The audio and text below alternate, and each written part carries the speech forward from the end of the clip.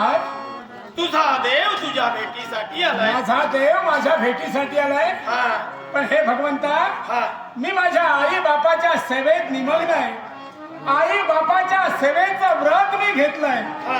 पण देवा, तू इथं कशासाठी आलाय? अरे मी तुझ्या भेटीसाठी आलोय. पण माझ्या तू म्हणे तुझ्या आई बाबांची सेवा करतोय, मग तोवर मी काय करावं? देवा, हा आता मला मुळीच वेळ नाही. अरे कारण माझ्या आई बापाच्या सेवेत मी निमग्न आहे.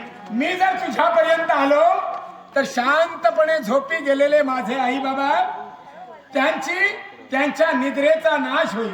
पण देवा, हा पहा रे, जिकडे तिकडे पाऊस पडलाय, होय. जिकडे तिकडे चिखल झालाय. पण हे भगवान, हा तुला जर माझ्या भेटीसाठीच जर तू आला असशील तर हे भगवान, काय करावं मी? मला वेळ नाही. आणि म्हणून म्हणून रहा रे या विटेवर उभा राहा. चालेल. तुझ्या इच्छेसाठी या विटेवर मी उभा राहील. विटेवर मी उभा राहील. हे बापरे,